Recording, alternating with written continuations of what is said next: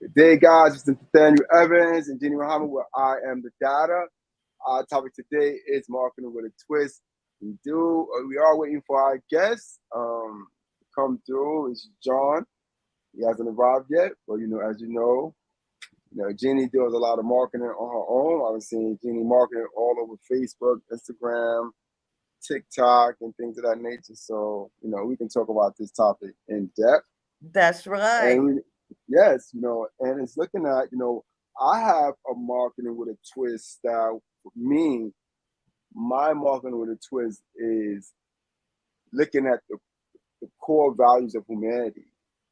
A lot of my content that I actually put out there, even though I have some little hilarious things too, is mainly about bringing life, to the forefront and bringing life as a value. And here we go. We're just speaking about John. Hey, And Nathaniel, how's it going? awesome. So, as I said, I'm the data with Nathaniel Evans and Jeannie Muhammad. I focus on, spirituality in a person, leadership, and Jeannie should tell you, what she focuses on. And today we're dealing with marketing with a twist. And Jeannie, talk real quick, and then we're going to actually get into the show, Amazing John. Oh, okay. Do I have to be real quick, Nathaniel? Nah, you already know. That's a phrase. That's a phrase, Jeannie. You know what I'm I saying? am Jeannie Muhammad, your global happiness expert.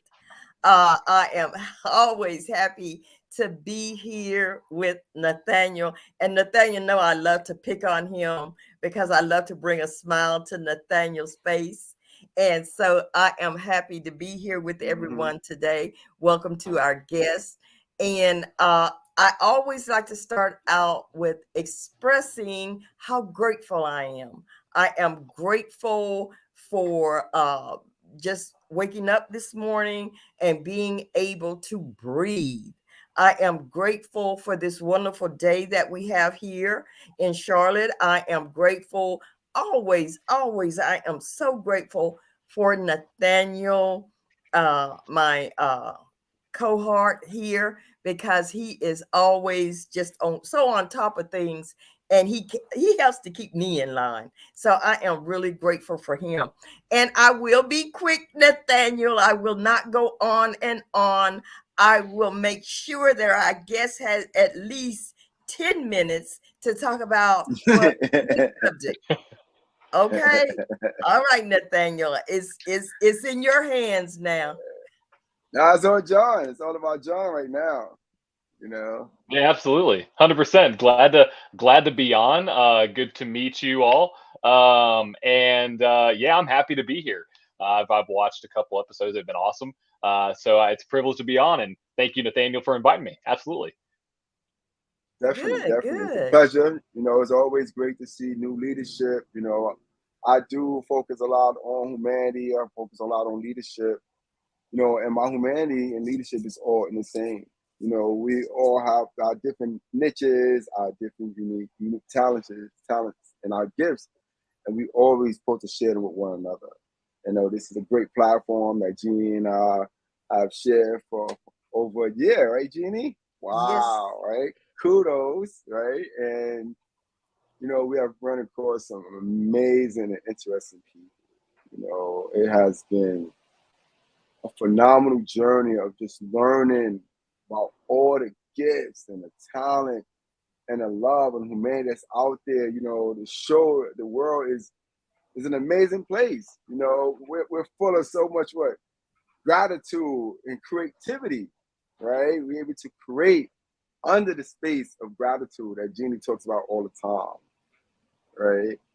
And so I just want people to know background about you. This is not a we don't do interviews, right? We just do open forum. We have open discussion. And you want to see what you have. You got marketing with a twist, as I've seen. You have a lot to offer, especially with up and coming marketers. Up and coming advertisers. New entrepreneur that's actually trying to, find a niche, you know what I'm saying, and even craft their crafts, you know what I mean? And you're one of those men that's out there that able to actually make this happen for people in their lives. So we don't have to go all around the block to find success. And sharing our gifts, some freely, and Jeannie does like an hour consultation, so she knows about free consultation. But some freely and some, people got to pay for. But I was only joking with Jeannie. John, we're gonna let you talk. We really are going to let you talk. But you see why Nathaniel wanted 100%. me. Wait a minute. You see why he wanted me to be quick. See, he wanted me to be quick. Yeah, I So get he it. can I have more get it. I time see to talk. why. But we're gonna let you talk now, John. It's your time. Go ahead. 100%. Absolutely. No, it's tough to follow that up, Nathaniel, but no, you're awesome. Absolutely. So, like you said, marketing with a twist is kind of where this is positioned, and just going to a little bit of backstory on me. So I don't really come from a marketing background, but I do come from a entire line of business owners and entrepreneurs. So going way back, my grandfather, he grew up, or great grandfather rather, he was born in Italy, came over here in the early 1900s, started his own tailoring business. So that was like the first taste of entrepreneurship that my business or my family had. And kind of progressing up the line, my grandfather, he was a salesman, traveled all over the country. So that has a level of creativity and entrepreneurship behind that. And then my dad, he was a manager of a lot of different restaurant chains. So you have to have that leadership capabilities. And so, as going through, what I've learned is, going through trying to figure out what I want to do and everything, I was deciding on, okay, which path do I want to take?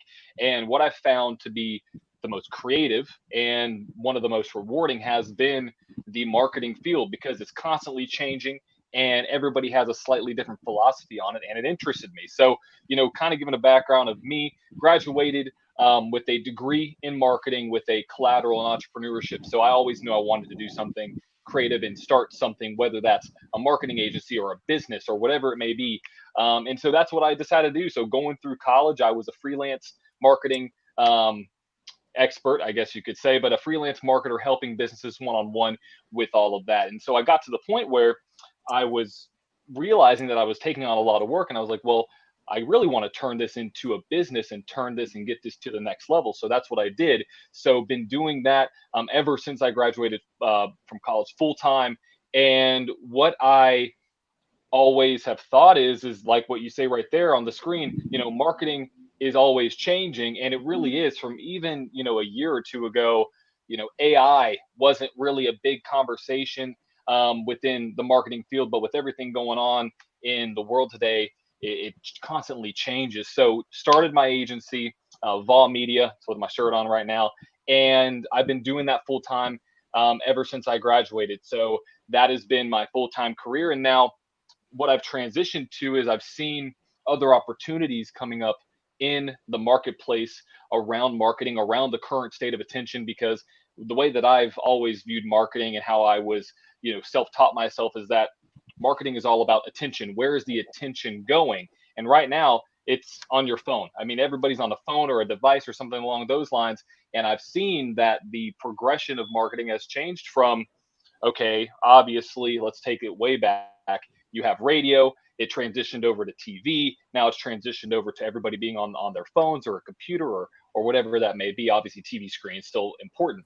And that's what I've seen within the marketing landscape. And that's where I have really decided to dive in and figure out, okay, what's going to be the most appropriate way to create that change and be able to do good for people that have aspirations that are not in the marketing industry, that are not marketing experts, that could start, they have an expertise in whether that's coaching, or they have a restaurant, or they own a brand. How can I help them get to the point where they're getting the attention to their brand? And that's what I've done with Ball, and that's what I've done with my other business that I've started up as an extension of Clipslice. So Clipslice is an extension of Vol Media. It is specifically around short form video content creation.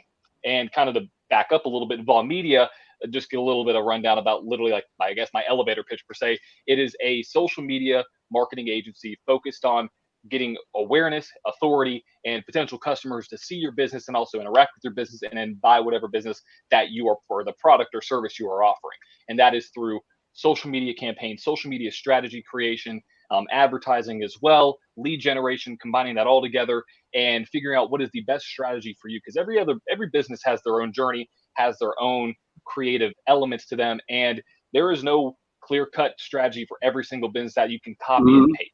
You have to make it custom. You have to make it about specifically what that business needs now and what the business wants and the goals. And so what I've learned is, you know, in the beginning, and I figured this out early on, a lot of businesses have a lot of different paths and a lot of different ways that they do things. So that is the key to building a true marketing strategy from my perspective, as somebody who helps somebody with their marketing strategy with organic social media or paid social media, whatever it may be, is figuring out, okay, what is your goal with the business? What are your customers' goals?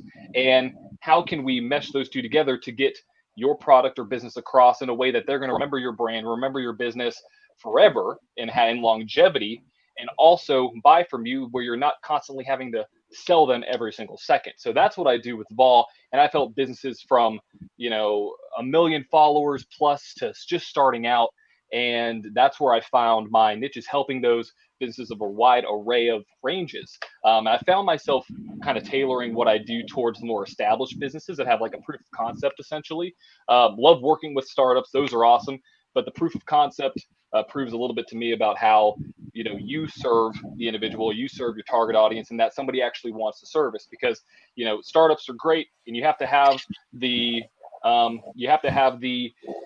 knowledge and the analytics to know that, okay, this is the product that somebody wants, and having that product market fit there. So that's what Vol Media does, is helping businesses, entrepreneurs, creators, coaches, a lot of different businesses there with their social media and their paid media on these marketing channels. Now, Clipslice, what I mentioned before, Clipslice is more along the lines of a newer venture that I've started, where it's helping business owners and these creators who put out content on social media create better content, more effective content, to do the same thing, grow the awareness, grow the authority, and get potential viewers or potential followers to actually interact with whatever it is you're trying to push out there in the world. That's either a product or a service or a message, whatever it is, to get them to where you want them to be through short form video content creation and editing. So what I do on that side of things is, for example, let's say you had a venture of yours and you create all this content on social media, but, you know, it takes a lot of time, it takes a lot of energy, you know, keeping up with all the editing techniques, what's actually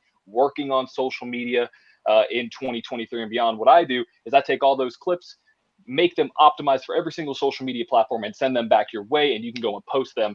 And that's the businesses that I work with, all different creators and whatnot. So that's the service offering there. And that's where I've seen the most effective ways to get people's attention these days is through social media. And that's where I find my, you know, creative flow. And that's where I found to be this next sort of wave of attention. Now, it's been social media for a while now, but short form video is so important in 2023 and beyond for really anybody who wants to start a business, or anybody who has a venture out there, or wants to start their own business or their own coffee brand, whatever it may be, for as an example. And what I've found is that in 2023, the most important thing about creating content on social media, it's more than just holding your phone in front of your face and recording and having a good message and putting that out, or recording a quote unquote sales pitch. You have to build that brand. You have to build the trust within the audience that you're trying to reach, so they know who you are, they trust you, and they get to like you over time, to where that trust builds and they become a fan of yours, or somebody who buys your product. And so in the marketing landscape, the creativity about it, and creating a term that I use is called strategic organic content. So SOC, essentially. And with creating strategic organic content, it's more than just what you're saying. It's how you present yourself in front of the camera. It's the literal words that you use. It's how you structure them. It's when you reach a specific individual. And that's what I help with on a grander scale. Businesses do, is get that message across with Vol and with Clipslice. And so marketing, it's everywhere, you know, so that's where it is right now today. Absolutely.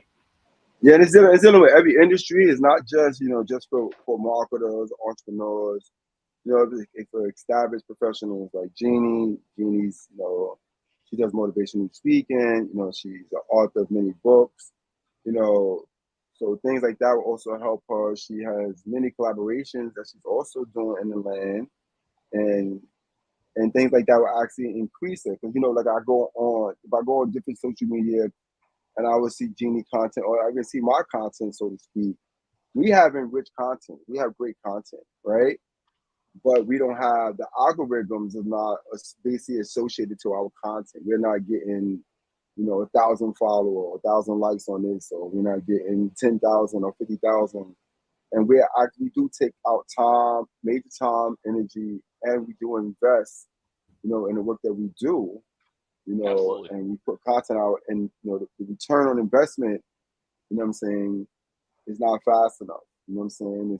It's not allowing us to like regenerate. And like if I put $100 out there, I want to be able to generate 500, so I can put 500 back out there and just keep regenerating and get into a higher level. What it's basically like, it's like just keep dumping money, into an empty well, and really nothing coming out as far as like the social content or even building with the algorithm itself.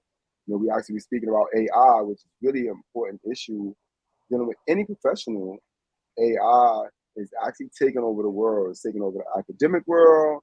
It's taking over the sports world. It's definitely taking over the marketing world. It's changing the way that nurses, Jeannie has a collaboration with nurses. It's changing the way the nurses do business, doctors do Right. business, you know what I'm saying? How they actually bring about medication, curing people. It's just a whole host of things. And we're just beginning. At the end of the day, it's like we're just beginning in a new making of life, of a new different levels of creation that's actually going to springboard from this AI. This AI going to turn into something like DI one day. We don't know.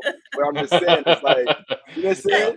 Like, And I yeah. want to say that how has this AI really affected your marketing? Because it's only been in the last few years that I have really become really conscious of it. I don't really know how long it's been really affecting us. I'm sure it's been affecting us for a lot longer than I have been really aware of it. So how long ago was it that you were in college, and how has that changed? Nathaniel, we all have conversation, but I'm just a Yeah, curious definitely. person. Yeah. So You I'd be already know. Yeah. asking how when you were in college, was there anything about AI? I don't know how long ago it was you were in college, but was this anything in the wind about AI then?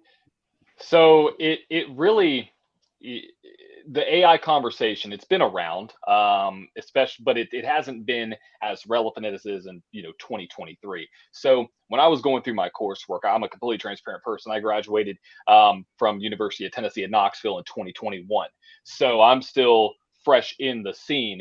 But even going back further, when I started freelancing for individuals and businesses, what I saw within, let's say, just Facebook advertising, for example. So Facebook has been using AI in not calling it AI, but it is AI. So what they do, so for example, if you wanted to run an ad on Facebook and you have an established customer list, or if you have an established list of Facebook followers or Instagram followers or people that interact with a post, some large audience, you could say that. And if you want to create a Facebook advertising strategy, what you could do is you could take that over to Facebook and say, hey, Facebook, I want you to find people just like the people that are in my list, that are out there in the ecosystem that I may not have reached, and find people that are similar to the people that I have in this list, from age, demographic, what they're interested in, what they're not interested in. And so you could send that over to Facebook, you just upload it to Facebook's ad library essentially, and or audience analytics side of things. And what Facebook will do is create what's called a lookalike audience.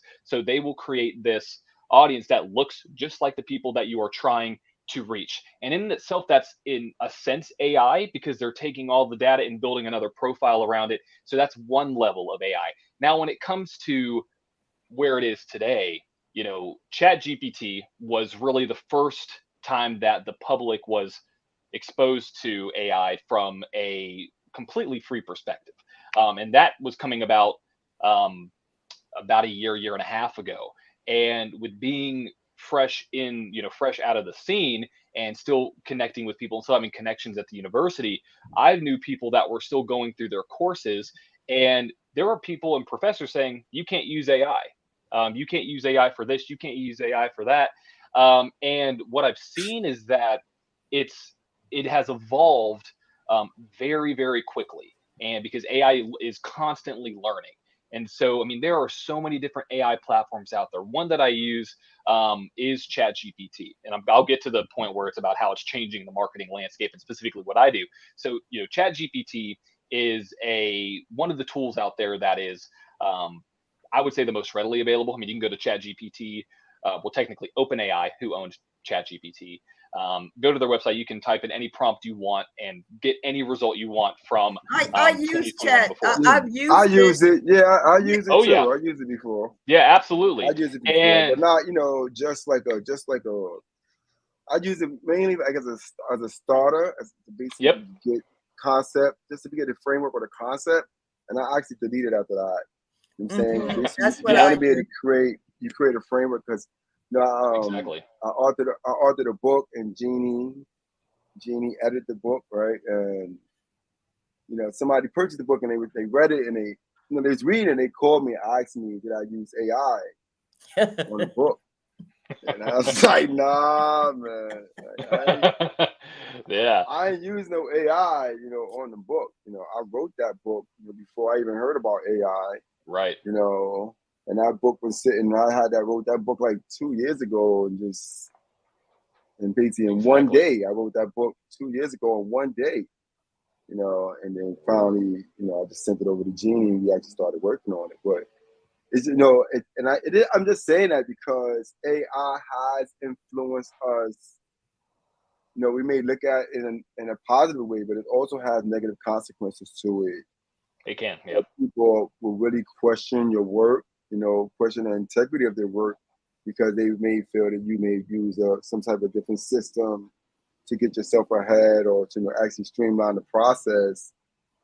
And AI is taking over the world in so many ways, but there are a lot of restrictions and laws that's actually taking place around the uses of AI and how you can actually benefit from the use of AI. So even as businesses, and this is something that even going towards businesses that, trying to get that competitive edge, because everybody's trying to get this competitive edge. I'm doing a master in public administration and I'm reading a lot of content on organizations that's doing a lot of fraudulent work. They creating shell companies to get this different type of money and things of that nature because they have found some gray areas and loopholes in laws. And now they're taking advantage of these gray areas and loopholes. And it's having some really detrimental economical effects that we don't see now, but we will actually be able to experience 5 to 10 years from now, right? Sure. And business has to be aware that don't use AI, to do crookery, to rob other people. Absolutely. Right, to create, false concepts or even to mimic other people's work and just rob them for their work. There's a lot of those things that's actually taking place too. So, it's and even I got professors now, they take your work, they take your whole paper and then put it in this they put it in this system that actually detects if you actually use AI for your work. And if it comes up that you use 0.2% of AI within the paper, they basically discard the paper and say, "No, this is plagiarism. A robot created this paper. You didn't create this paper." Right. You gotta go back and write it. So that's interesting. That's interesting. Right? Yeah. And this is what they're doing. Oh yeah. So, it just to be aware, marketing with a twist is not just all about, what John is doing. It's also about understanding the marketing world and what this marketing world entails. A lot of people is on LinkedIn, so to speak, that I see put out content every day, and I might see 2 likes and 1 comment, right? And even though you may feel like it means nothing, but that's your time and energy that you took to create that content. Exactly. Right? Yep. That content means something. You may say, oh, it means nothing, but it means a lot because you took time and energy to create it. Now you got to master it. You know what I'm saying? That's like actually going to buy a house and don't fix anything in a house. Yeah. Everything is going to be the way it is. You're going to live like it is. Forget about everything. Right. Nah, it's going to be a very uncomfortable experience. So even on social media, like a lot of people, I see they have good content. I was talking the other day with Jeannie about a group that we used to follow called the Coach's Corner, and they was really good. It was, they used to come on live, and everybody used to log in, and they used to have so many different contents and engagements. But the algorithms so weak, them being able to pull in new customers because they had products and services that they was dealing with so weak, it just actually dismantled. That's probably one of the issues, to dismantle the system. So a lot of organizations, a lot of people come on these platforms to build and get discouraged, but they don't know how these algorithms are working. They don't have the right business people, that's on, and you just got to be real careful, as you out here and as you venturing out here, and you're doing your best work. You need that work to come back to you. You need to see the results of the work that you're doing. 100%, yeah. And just to touch on a point that you made earlier, though, about the going back to AI a little bit, when it comes to there's a good side. I mean, there's a good and a bad to everything. And when it comes to the bad side of AI, the one big issue is in the area of things being copied. So a big one is music. So there are tools out there where, and I've seen it's all over social media. You can look it up. If you're on TikTok, you can look it up. A Drake AI song or a Rihanna AI song, where there are softwares out there that will take pieces of Drake's work and listen to the voice, listen to the inflection, listen to his tempo in his voice, and able to generate an AI Drake and then create new songs. And there's been times where artists have said, you can't do this or you can't do that. And that's a big issue. And I think that's the one thing that, with AI, it's just another piece of technology, obviously. And of course, anything can get into the wrong hands and people can, leverage it for negative. I mean, it happens with TV, it happens with radio, it happens with computers, it happens with phones, AI. I mean, every single tool can be used if it gets in the wrong hands, of course. And that's where the debate of, whether AI is good or bad, I don't think it's a matter of, I don't think it's literally as, clean as, is it good or bad? I think it's about the intent of the person who uses it, just like with anything else. Anything can be turned into a negative light if the person behind that uses it in a negative light. So with that, that's a big problem, is things being copied like songs. Yeah. Absolutely. Yeah. I get that, but I'm just saying from the government aspect, the government is bringing full concentration. It's not just about the individual. Right. It's the government that's bringing full concentration about the development of AI and its influence in our everyday economy. Yep. Its influence in our social developments, in our nursing industries, our medical industries, pharmaceutical industries. It's basically infusing itself in every different industry that we have out there, right? And it's something to be aware of, because we're always changing, we're always evolving. Exactly. And it just learning how to. I think these aspects, even with topics like this, it's finding a ways to give out great information to each other, to take care of one another, to preserve one another. 100%. Yep. As we're journeying these different paths and that we're trying to find our way, because I don't know nothing about marketing. I do marketing almost every day. I do a video every day. I do motivational speaking every day. But wait a minute, you're like me, Nathaniel. I just be having fun, and I guess maybe that's what that's my marketing with a twist. Yeah, I just do what I enjoy doing. There you go. I enjoy what I have fun doing. I create what I enjoy creating. And sometimes I get some likes and sometimes I don't. But exactly, I enjoy, I get a pleasure out of doing that. So I want to find out this twist. Have you talked about the twist yet? Yeah. So the twist, I mean, you already got half the twist down, which is you're already a step ahead of so many people out there, which is what keeps people up is, okay, why didn't I get enough likes? Why didn't I get enough this? Why didn't I get enough that? And what they do is they create content. It's kind of a mixed strategy here, but the whole twist per se is obviously creating the content that you want to create. That's a big thing.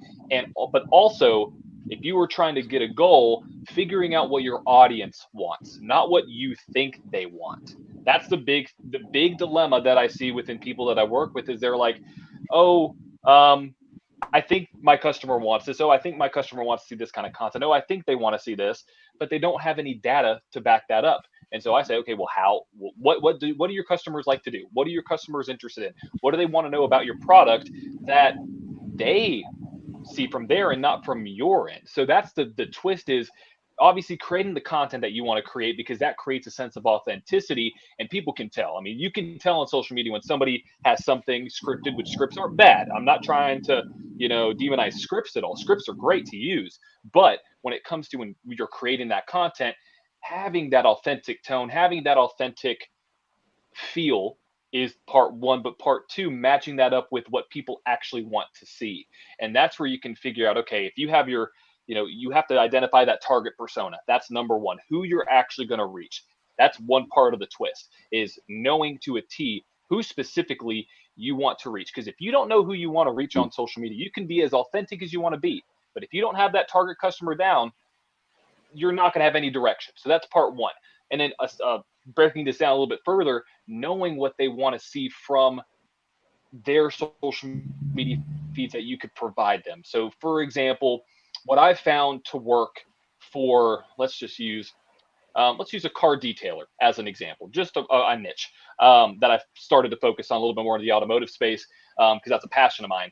But talking about that sort of thing. So what I see from car dealers, or not car detailers rather, is that the audiences that they want, or the audiences that they want to reach, when it comes to what that audience wants to see from social media, they want to see the behind the scenes, and specifically how you maybe detail that car. They want to see the before and afters. They want to see the work being done because it's entertaining. And that's the other side of this is there's a couple big pillars behind creating social media content.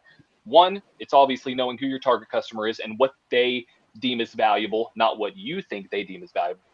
The second part about this is providing some kind of education or some kind of entertaining aspect or some kind of connection aspect so they can feel like they are getting value from that. That's the second part of this twist, is that if you don't provide value to the person you're trying to reach, they're not going to provide you value back, which could be a like. And that is one thing that I do focus on whatever content I put out there.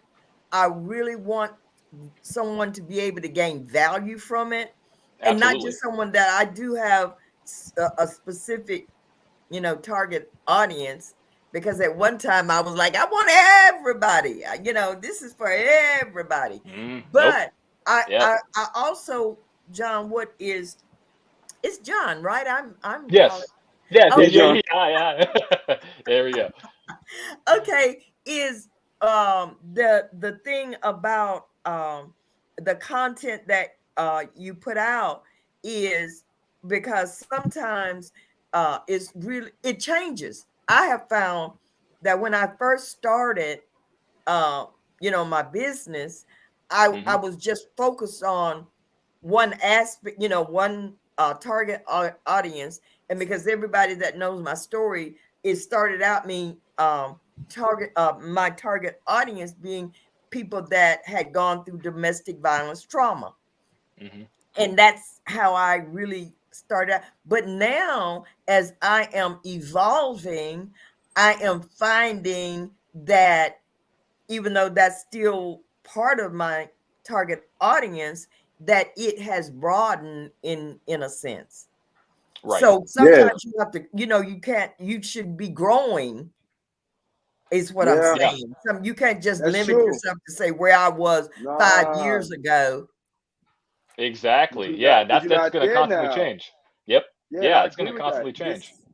I don't want to interject, but this morning I went to the store, and it was like a really serious situation because I went to the corner store and there was a young lady in there and, she's waiting for something and she had to be like in her 20s.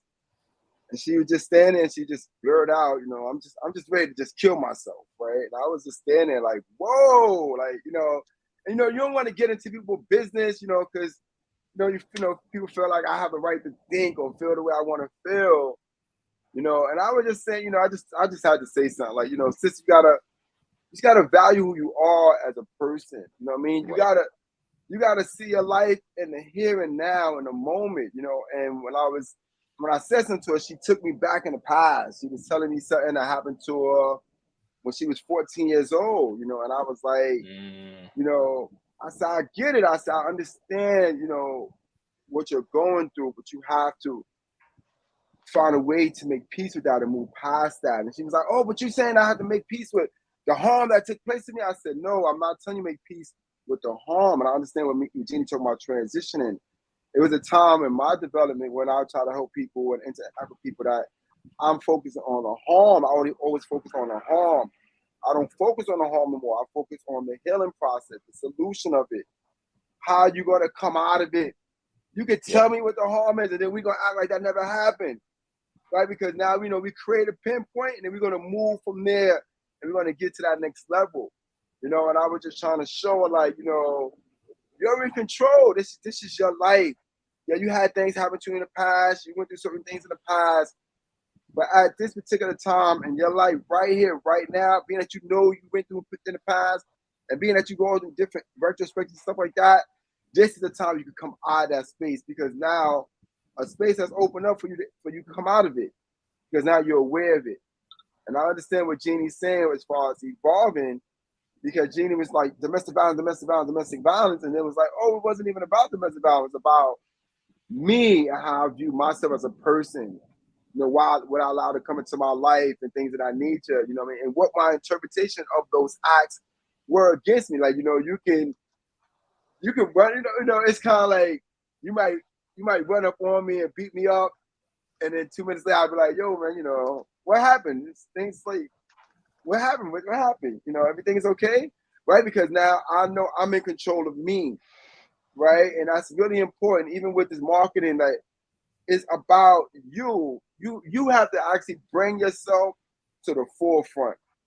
You know what I'm saying? It's like Gene and our favorite person in social media, like ever, you know what I mean? Tommy Durrell, right? You know, Coach Tommy Durrell is our favorite coach ever, right? And he tells us, you know, this all the time. Bring yourself to the forefront. You out here marketing, you advertising, you know, you want to be a teacher or a doctor, you want to be the best in this and that. It's new tools, new AI tools, new leaders like John, you know, new leaders, you know, like Jeannie, that can help.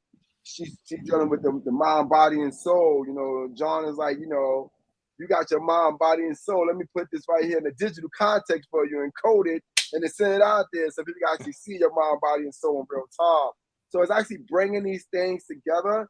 A lot of times people look at my show, they were like, oh, we don't understand the concept of your show. You have so many different topics, you have so many different, you know, guests and things of that nature. You know, and I'm like, well, you know, see, and you know what? Here. See, that's it. It all ties in together. And when people understand how what John is doing ties into me being an advocate against domestic violence, you being advocating an advocacy for justice, when it all ties in together. That's right. That's right. Because it's about awareness. It's about, you know, when I go into advocacy, I went to an advocacy event a couple weeks ago, right? I needed John there. John wasn't there, right?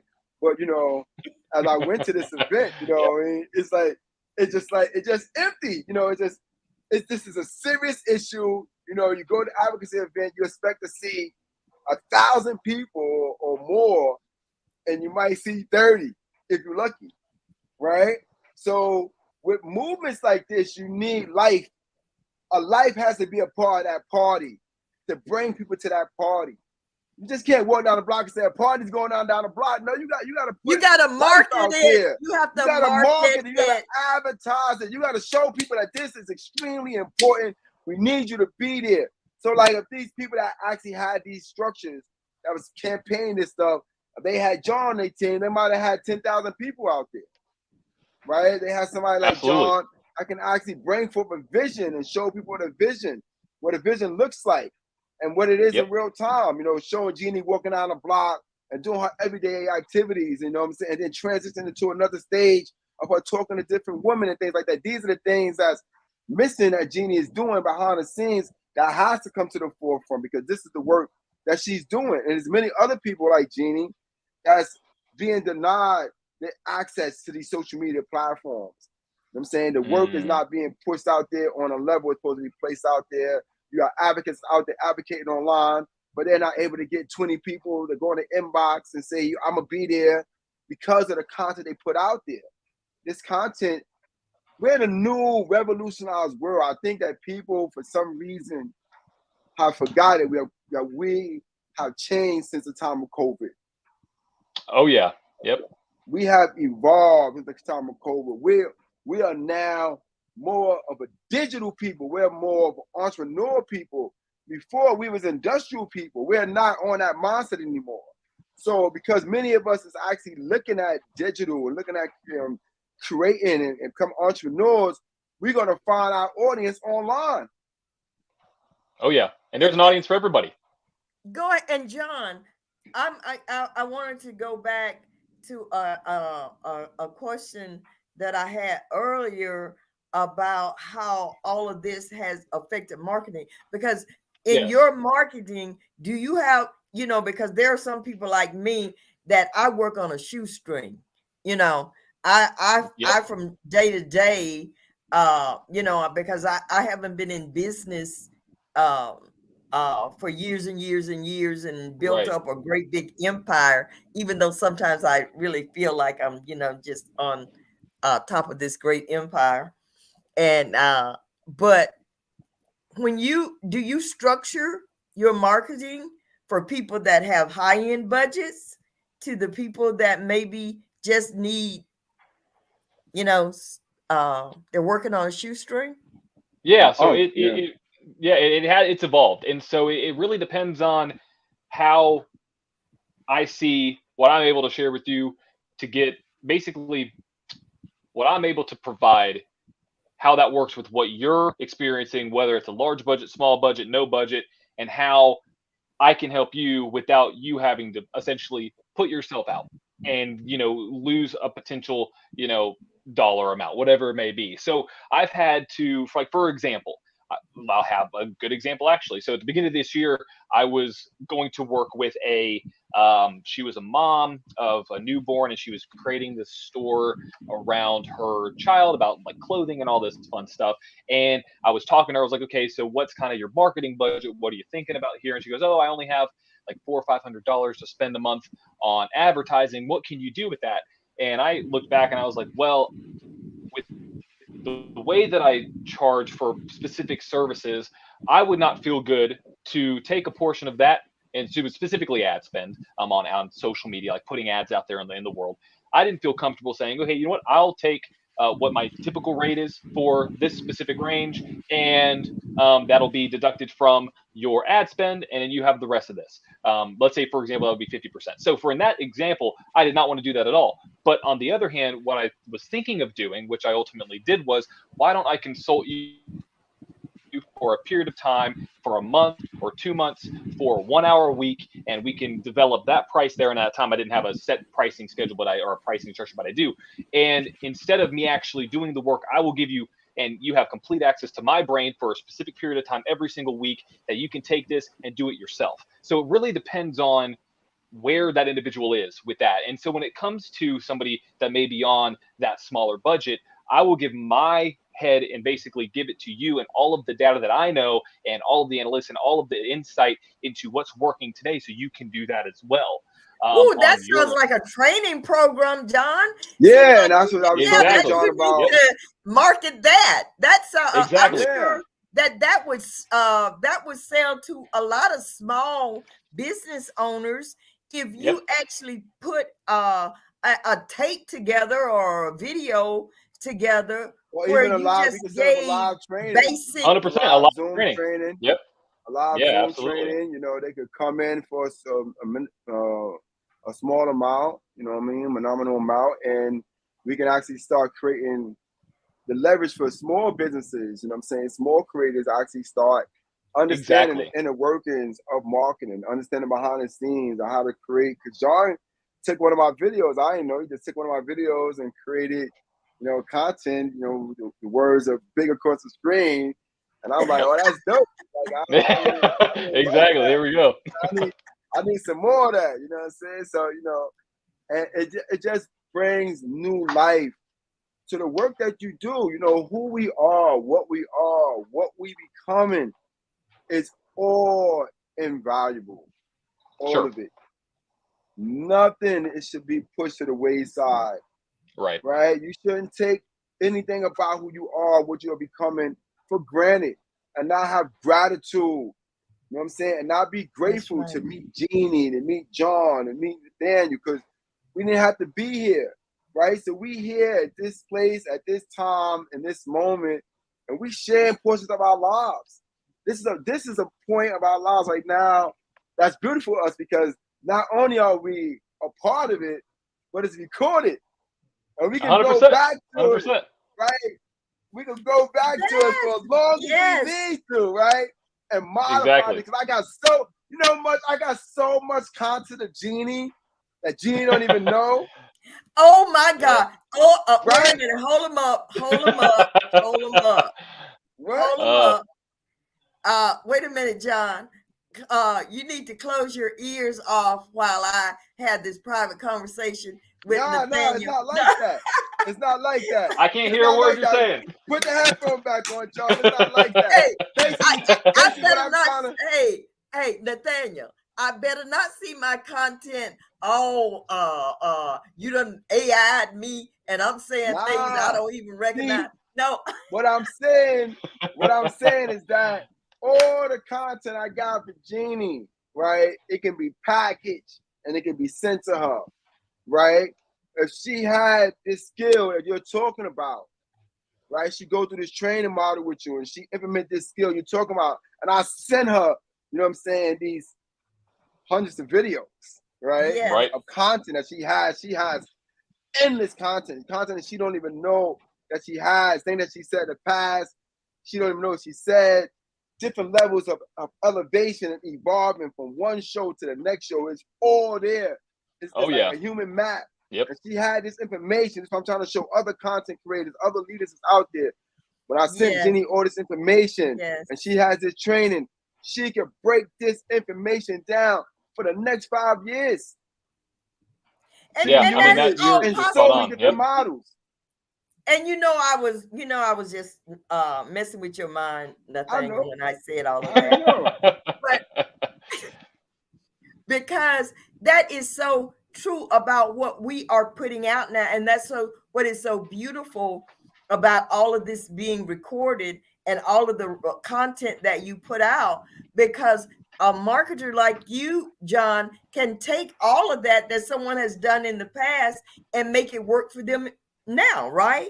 You can make it work for them now. You literally just broke down my entire content strategy. Yes, that's exactly correct, because what I've seen, and this is what it's an easy model to go by, but when you're creating the content on social media, you don't always have to hold your phone in front of your face and record every single time you have an idea. For example, we're recording right now 48 minutes live. We have so much that we've talked about that I can take this and break it down and figure out some of the best moments and pull 5, 10, 15, 20 clips from one 1 hour segment. And if you have 10 of those, 20 of those, obviously it would take some time to sift through that. That's what Nathaniel was talking about. Yes, I'm talking about. Exactly. That's exactly. That power, that work that you put in, that energy you put in, now you can take that, you can modify it, and you can put that back out there, right? And 100%. you don't lose who you are. You can see your development. Jeannie has developed. I always speak about Jeannie, but Jeannie has developed immensely, you know what I'm saying, since we started a partnership on a podcast, right? 100%. And for her to have this information, and be able to use all this information we have conjured up, you know what I mean, and working with John and bring all this information I like for her, because you can omit me out of those different content, but it's no. Right? I'm saying, you guys, I got shows with Jeannie which just went off. I was shocked. I didn't know. I was shocked. John, I don't ever go off. Don't listen to him. I don't ever go off. When I send you that content, I haven't found it yet. I haven't found that yet. Yeah. but it's out there, you So, know. And, you're right.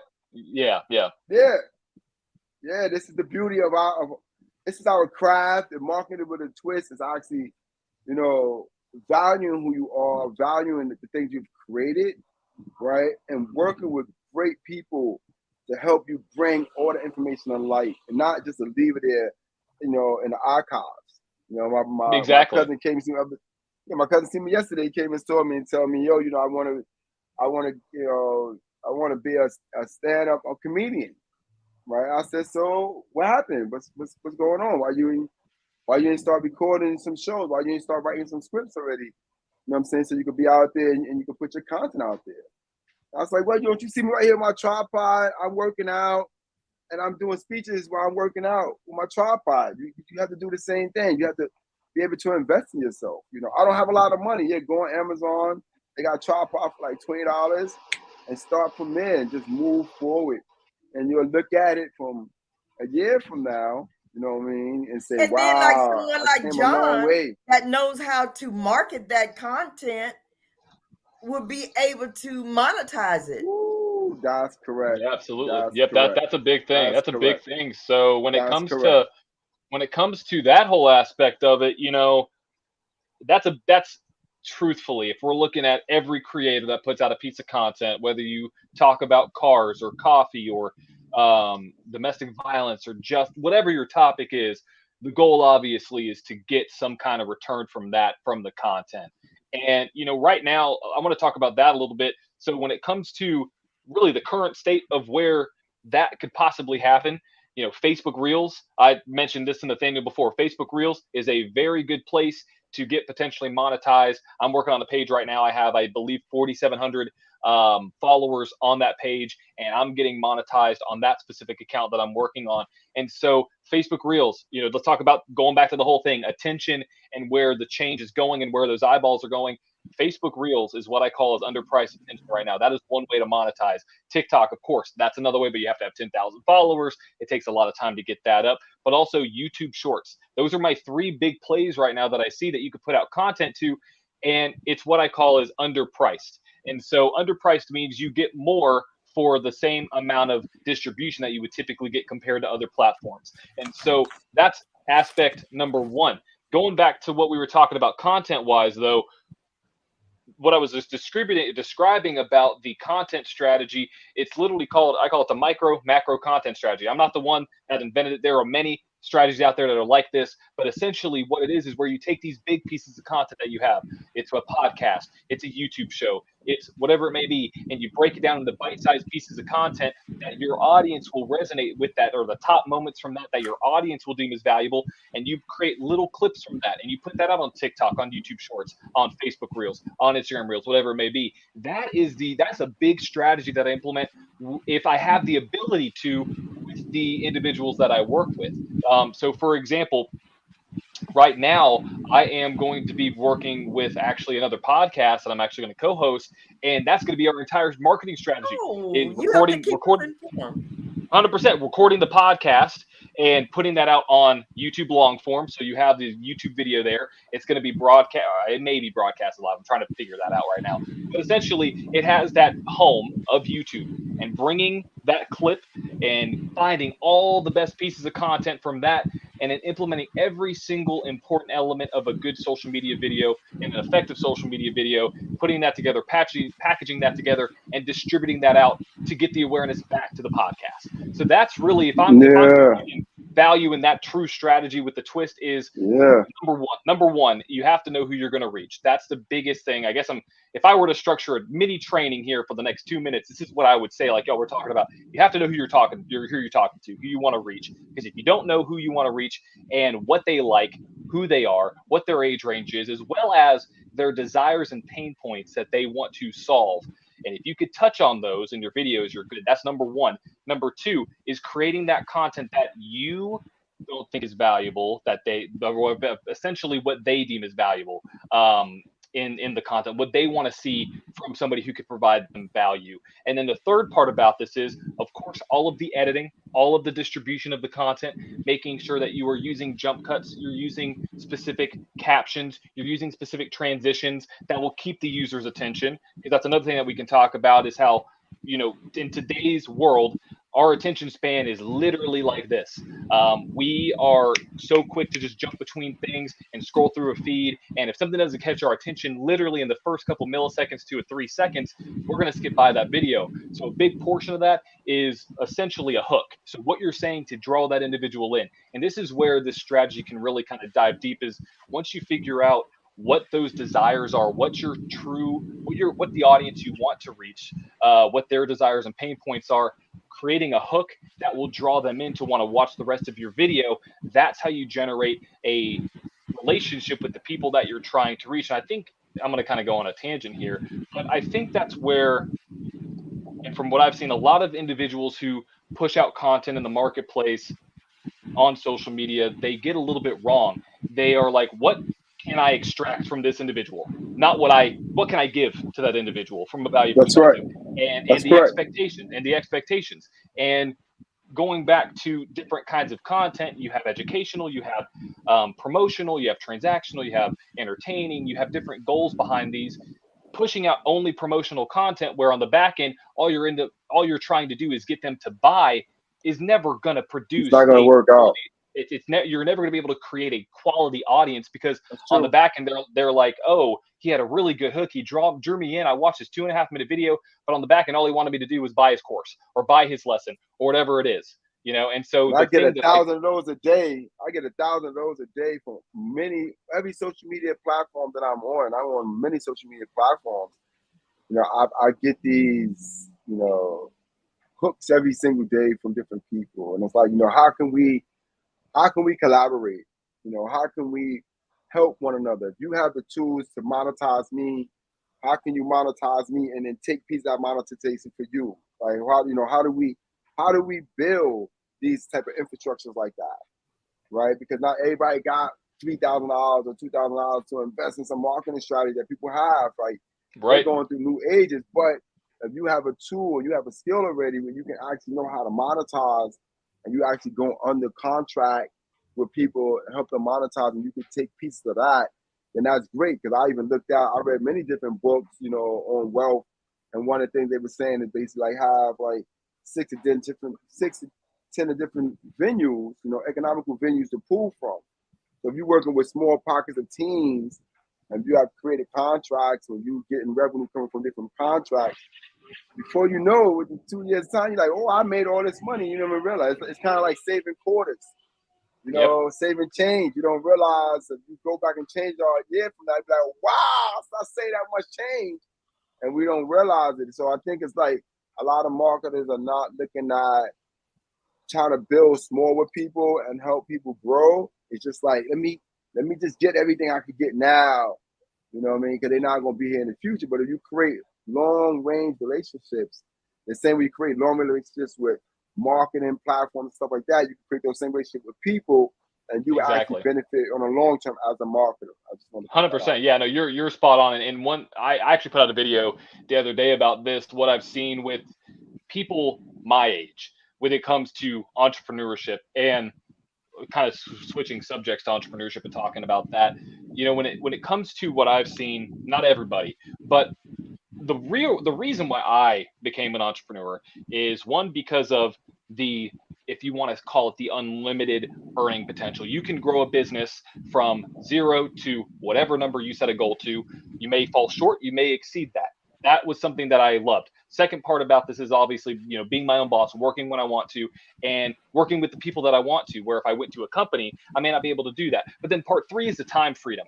But being free with my time to do what I want when I want. That was a big thing. But what I've seen, kind of like what you were talking about, Nathaniel, when it comes to the individuals that are looking at entrepreneurship now, what I've seen is that, it's the cool thing to do. It's like, I can do this, and I can create this kind of business, not because they want to create a business to help people. They just want to get money, and that's it. And that's one thing that I've noticed is that it's great to have systems. It's great to automate things that will take a lot of your time, so you can spend the time doing some of the most important tasks that you need to do to further your business. I fully believe in that. But if you're solely in business, obviously you're in business to make the money, to be able to support whatever it is you're trying to do, whether it's, Right. I always have a goal of, the reason why I do what I do now is not to look good for anybody else, to impress anybody else. I do it to secure financial freedom for my family in the future and for me today, to keep on improving that so they don't have to worry about something. That's really the goal behind what I do. But what I see a lot of times is people create these businesses, people create, and it happens in social media a lot. People create social media marketing agencies and try to get business on the notion of, I don't really want to help you as much as I want to actually just get the money that you would send me, and Yeah. the results happen. Oh, And wow. Yeah. That's a lot of industries, though. Yeah, it's a lot of industries. It's gotten so now when somebody send me a friend request, I know when I accept that friend request, the next thing I'm going to get the message is a market. They're going to be pitching their business. I know 100%. it. Okay, 100%. 100%. Yeah. Yeah. Time up. Time is up, man. Wow, that's crazy. Wow, this has been wonderful. John, tell us, how do we get in contact with you? What, I want our audience to know how they can utilize marketing with a twist. 100%. If anybody wants to contact me, you can email me directly at john@vawmedia, VAW media.com. We can schedule a meeting. We set up and talk and just chat what's going on with your business, see if I can help you out there. You can also, I do have availability on my business cell, which is 615-829-6061. So you can text that. We could have a text conversation there if you're more comfortable with that. Because, in these days, people like to call, people like to email. Some people don't like meetings at all. They just want to text. So I'm open to all those different kinds of communication. So john@vawmedia, VAW media.com, or 615-829-6061. And we can chat, talk about your business, talk about what's going on, see if I can help you out in any way, or just talk shop, talk marketing. I'm always down to talk business, marketing, entrepreneurship, mindset. Nathaniel and I had an hour and a half, 2-hour discussion the other day. We started talking about business. The next thing we know, we were talking about mindset and growth and life. That's right. Wait a minute. So, you know what, John? And I'm going to say this, and then we are going to end. I usually end with meditation, but I'm not going to do that today. But I just wanted to say this, John. I can see why you're on the show. See, you talk more than Nathaniel, and yeah.